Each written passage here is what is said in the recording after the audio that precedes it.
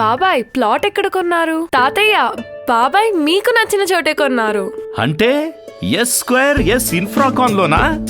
Yes square S Infracon.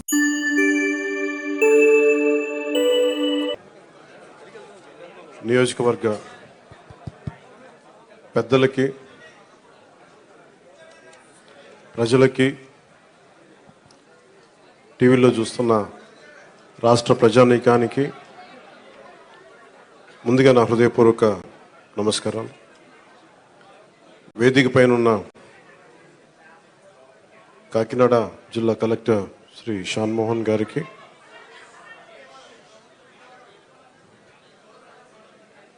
BJP నాయకులు కృష్ణరాజు గారికి, తెలుగుదేశం నాయకులు మాజీ ఎమ్మెల్యే శ్రీ వర్మ గారికి, జనసేన ఇన్ఛార్జ్ శ్రీ మర్రిరెడ్డి శ్రీనివాస్ గారికి హృదయపూర్వక నమస్కారాలు. కాకినాడ రూరల్ ఎమ్మెల్యేన మంతం నానాజీ గారికి కూడా నా హృదయపూర్వక నమస్కారం. ఈ పెన్షన్ల పంపిణీ కార్యక్రమానికి ఇంత బందోబస్తు నిర్వహిస్తున్న పోలీస్ అధికారులందరికీ, ఎస్పీ గారికి అందరికీ నా హృదయపూర్వక ధన్యవాదాలు, నమస్కారాలు. ఎలక్షన్స్ అయిపోయి రిజల్ట్స్ వచ్చిన తర్వాత ఇదే మొదటి నా విజిట్. ఇది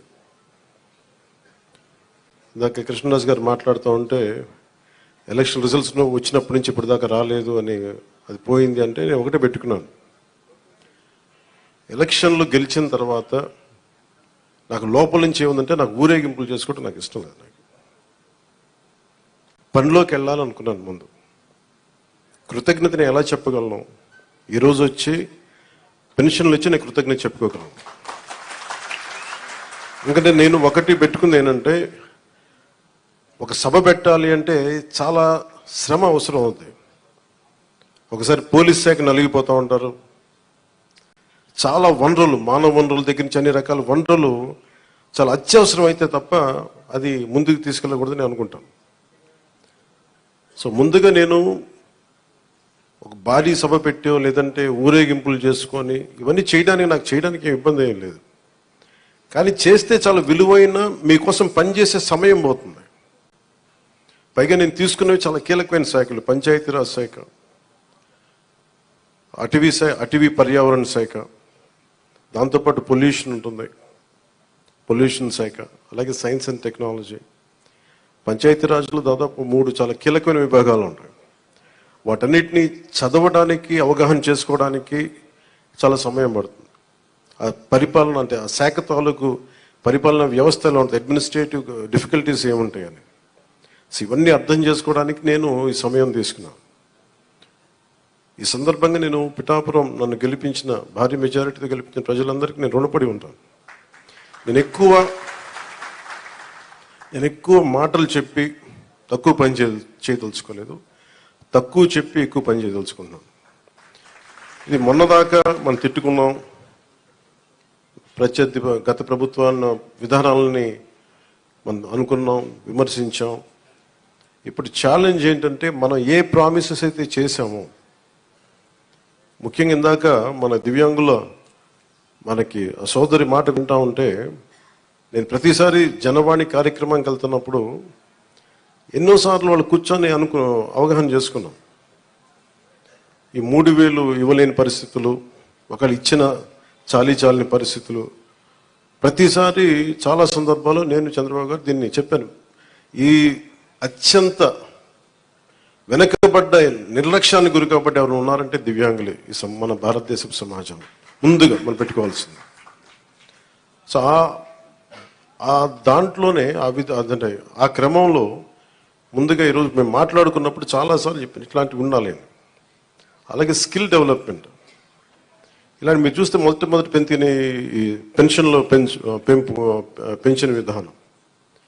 గత ప్రభుత్వం మాట్లాడుతున్నప్పుడు ఇందా కృష్ణరాజు గారు మాట్లాడుతా, మేము వస్తే ఈ పెన్షన్ విధానాన్ని రద్దు చేస్తారు. మేము దానికి కొన్ని ఇంతలు పెంచి ఇచ్చాం తప్ప తగ్గించలేదు. ఇది చాలా ఛాలెంజింగ్, అది కూడా చెప్తున్నాను మీకు. మీ దృష్టికి కూడా తీసుకురావాల్సింది, వైసీపీ ఒక పెన్షన్ మీకు ఇవ్వాలి. మనకి ఏమంటుందని మనకి ఏదైతే ఇవ్వాలో వెల్ఫేర్ స్కీమ్స్ ఇవ్వాలి. ఖచ్చితంగా వెల్ఫేర్ స్కీమ్స్ చాలా చాలా ఎసెన్షియల్. కానీ దాంతోపాటు అభివృద్ధి కూడా కావాలి. ఈరోజు నేను పంచాయతీరాజ్ శాఖ లెక్కలు చూస్తూ ఉంటే అసలు అడ్డగోలుగా నిధుల్ని అటు ఎటులిపినే తెలియట్లేదు. మీరే చూశారు, ఒక చిన్నపాటి కాలువకి ఒక మండలానికి కావాల్సిన డబ్బులు ఒక 15 కోట్లు 10 కోట్లు ఏది ఒక చిన్నపాటి మినీ రిజర్వాయర్ అవసరం ఏదైనా ఉంది, లేదంటే మనకి చిన్న కాలువల మరమ్మతులు కానీ, వాళ్ళ ప్రయారిటీ వాళ్ళు మంచిగా చెడ ఇవన్నీ పక్కన పెడితే వాళ్ళ ప్రయారిటీ 600 కోట్లు పెట్టి ఋషికొండలో ప్యాలెస్ కట్టుకున్నారు. అదే 600 కోట్లు ఈ పాటికి మనకి మనకి ఇక్కడ కనుక పెట్టుంటే ఒక జిల్లా అభివృద్ధి అయిపోయింది. సో మేము తీసుకున్న ప్రయారిటీ అది. హంగులకి ఆర్భాటాలకి కాకుండా నేను ఈరోజున పంచాయతీరాజ్ వ్యవస్థ నేను నడిపే వ్యక్తిగా చెప్తున్నాను మీకు, ఇందులో నా సైడ్ నుంచి కరప్షన్ ఉండదు, నేను మీకు మాటిస్తున్నాను. పర్యావరణ శాఖ సంబంధించి దాన్ని బలోపేతం చేస్తాం. అకౌంటబిలిటీ, ఎన్విరాన్మెంటల్ ఆడిట్ పట్టుకొస్తున్నాం. ఏ కాలుష్యం ఎందుకుంది, దానికి పారిశ్రామికవేత్తలు ఏం చేస్తారు, ఇబ్బంది పెట్టి భయపెట్టేది కాదు, కానీ వారి బాధ్యత కూడా గుర్తించేలా దానికి ఒక బలమైన ప్రయత్నం చేస్తాం. అలాగే పంచాయతీరాజ్ శాఖలు చూస్తే జల్ జీవన్ మిషన్ ప్రతి ఇంటికి రక్షిత మంచినీరు. మన పిఠాపురం సమస్య కాకుండా మనం కూర్చోబెట్టి ఈ మధ్యన ఈ కొల్లేరు కైకలూరు నియోజకవర్గం గురించి చూస్తే 80% అన్ని చేపల చెరువులు ఉన్నాయి, తాగడానికి నీళ్లు లేవు.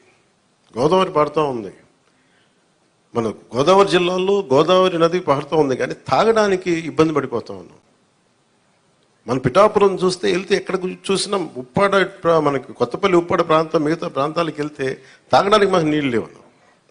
కేంద్రం నుంచి ఎన్ని నిధులు ఉన్నాయంటే జల జీవన్ మిషన్కి అసలు నిధులకి కొరత లేదు, మనం అడగాలి తప్ప. ఎందుకు చేయలేకపోయారు అంటే దానికి అర్థం కాలేదు నాకు. పంచాయతీరాజ్ అధికారులు చెప్పింది కేంద్ర జల జీవన్ మిషన్కి ప్రతి ఇంటికి రక్షిత మంచినీటికి మీరు డబ్బులు అడగాలే కానీ ఇస్తారు. ఒకసారి కొన్ని పథకాలు కేంద్రం ఇచ్చేది 70% ఉంటుంది, 90% ఉంటుంది. దీనికైతే చాలా మ్యాక్సిమం ఉంది. దీనికి నాకు ఎగ్జాక్ట్ ఫిగర్ గుర్తులేదు, 90 70 అని. అంటే మ్యాచింగ్ గ్రాంట్ ఇవ్వలేని పరిస్థితిలో ఉంది. మ్యాచింగ్ గ్రాంట్ కొన్ని చోట్ల 40 కోట్లు ఉంది, 50 కోట్లు ఉంది. 40-50 కోట్లు 200-300 కోట్లు చేస్తే మనకి కేంద్రం నుంచి 1000 కోట్లు వచ్చేస్తాయి. అంత మ్యాచింగ్ గ్రాంట్ కూడా ఇవ్వలేని పరిస్థితిలో మ్యాచింగ్ గ్రాంట్ ఇవ్వలేకపోయారు, కానీ ఋషికొండలో ఇల్లు కట్టుకున్నారు. బూడిదలో పోసిన పన్నీరు, అది బాధేస్తుంది. అంత విలాసవంతమైన భవనం, ఓకే వాళ్ళు అనుకున్నట్టుగా నేను వాళ్ళ ఆ వాదనకి నేను సరే అంటున్నాను, ఓకే మీరు అన్నట్టుగానే అది కూర్చోబెట్టి ఎవరైనా విఐపీస్ వస్తే ఉండటానికి అంత అవసరం ప్రస్తుతం. నాకే క్యాంప్ ఆఫీస్ ఇస్తే నన్ను అడుగుతా ఉన్నారు ఏం చేయమంటారు మరమ్మతులు అంటే, ఏం చేయకుండా అలా ఉంచండి అన్నాను. కొత్త ఫర్నిచర్ నేను కొనకండి, నేను తెచ్చుకుంటాను అవసరం అయితే. అలాగే మన సెక్రటేరియట్ నుంచి స్టాఫ్ వచ్చారు, మీకు ఈ మధ్యన అసెంబ్లీకి వచ్చారు కదా, మీకు జీతం ఈ 3-4 రోజులు కలిపి మీకు 35,000 వస్తుంది మీకు అని. నేను సంతకాలు పెట్టే మనస్కరించలే. నేనేమనుకున్నాను, జీతం తీసుకొని పని చేద్దాం అనుకుంటే యాక్చువల్గా లోపలికి వెళ్ళి పంచాయతీ నిధులను చూస్తూ ఉంటే డబ్బులు లేవు. పంచాయతీ శాఖలు ఎన్ని వేల కోట్ల అప్పులు ఉన్నాయో తెలియట్లా.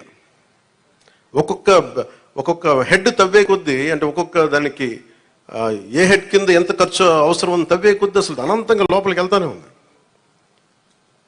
మాకు ఒకటే అనిపించింది, ఇవన్నీ కరెక్ట్ చేయాలి. ఇవన్నీ ఇంత అప్పుల్లో మనకి పంచాయతీరాజ్ శాఖ ఉన్నప్పుడు నాలంటూ డబ్బులు తీసుకోవడం చాలా తప్పు అనిపించింది. అందుకని వాళ్ళకి చెప్పి నేను జీతాన్ని వదిలేస్తున్నాను, నా జీతాలు ఏం వద్దు, కానీ నా దేశం కోసం, మా నేల కోసం పని చేస్తున్నాను.